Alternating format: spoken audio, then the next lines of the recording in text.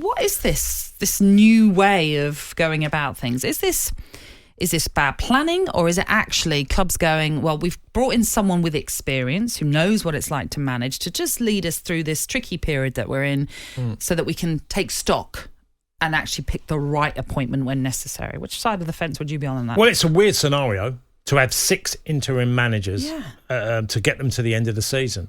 Now, Dean Smith wouldn't have been in that position because Jesse Marsh turned the job down. And Graham Potter as well, supposedly. You know, so obviously that's contract, the length of contract. Clubs are not willing to go, you can have a 2-year, 3-year deal off the back of this, and you know, whether you keep us up or not. They're not willing to do that. They're trying to get to the end of the season and hope that they get some sort of effect. Now, you can't really include Leicester into this conversation, but has it worked for Leeds, having an interim manager?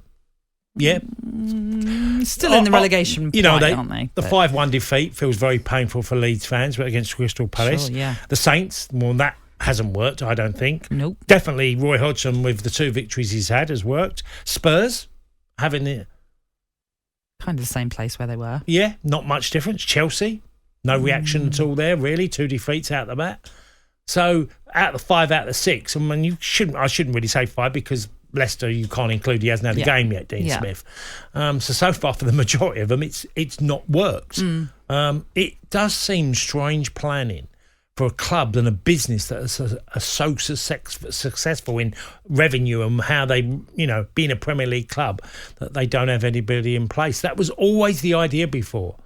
Have someone ready. If you're going to sack someone, make sure you've got someone to step into his shoes. Well, clearly this isn't the case for 6 teams in the Premier League. But do you think this might be the direction that we'll now see more clubs going in? Because, as I say, maybe it is more of a sensible decision and not a panic decision, let's say, by bringing in a manager that it might not work at all with. You could argue with Nathan Jones, for example, that didn't work. So now Southampton have said, right, that didn't work. Let's appoint Sellis, who the fans were right behind as well at that appointment, and then take stock and then make the decision when we know, one, where we're at next season, and having really evaluated who's out there and who's available.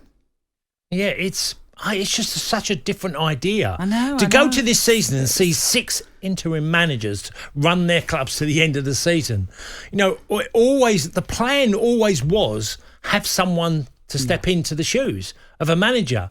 Maybe you might make the argument on this and say, well, are they waiting for someone they've already contacted?